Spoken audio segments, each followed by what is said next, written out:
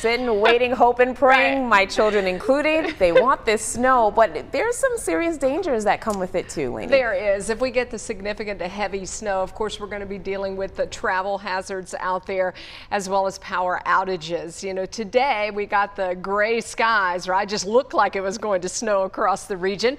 We do have some precipitation actually up there. It's just not making it all the way down to the ground, but we've got some pretty dry air in place right now. That will change too as we head into the weekend. The timing, our current thinking is that this storm system moves in overnight Saturday through Sunday. So kind of shifting that timing back a little bit. It looks like it's going to be mainly a Sunday event.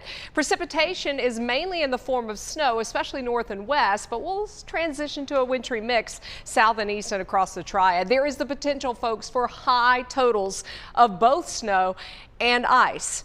Our temperatures right now are well above freezing. We've got temps in the 40s right now across the Triad, 48 Greensboro, 49 in Winston-Salem, temperatures in the 30s in the mountains and even down to the south. Look at Columbia at 55 right now, but they could be dealing with an ice storm coming up when this weather system moves in over the weekend. You see some of that precipitation I was just telling you about. We could eke out a few snow showers in the mountains later on tonight with a few flurries early tomorrow morning. Don't anticipate really any problems with that. There might be some accumulation on some of the west-facing slopes as we head into tomorrow morning.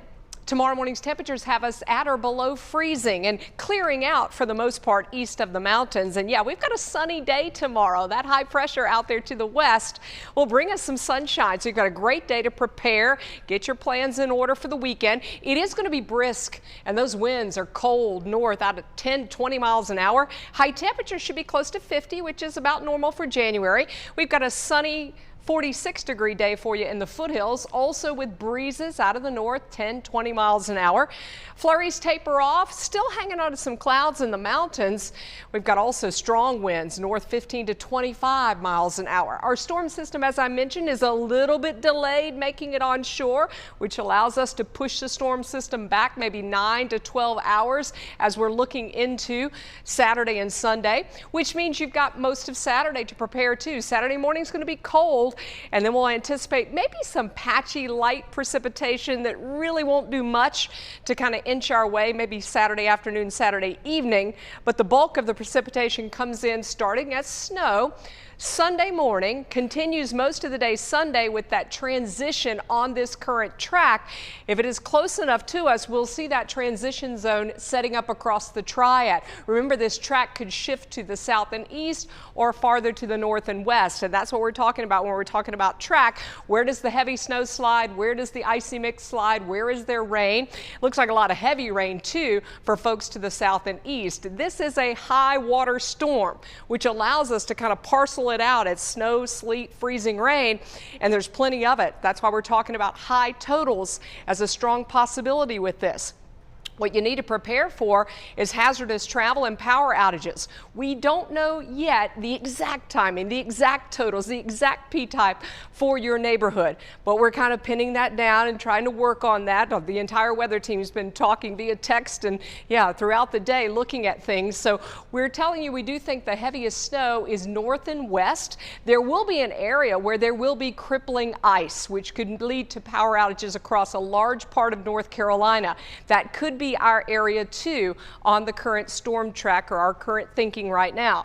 I do think the heaviest snow is north and west, and yes, it's possible there could be double digits. We're not going to put numbers on this map just yet. Significant snow means over your boots, right? And then mostly ice down to the south and east. If we see a shift in this track, all of this gets shifted, maybe to the south or to the north and west. That's why we don't want to give you a specific total right now, because we can't guarantee that. We're still a few days away.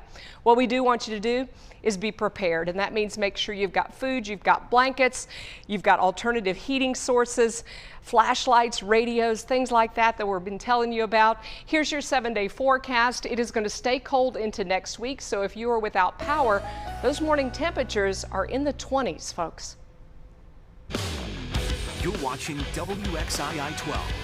And now, the Modern Automotive Sports Report.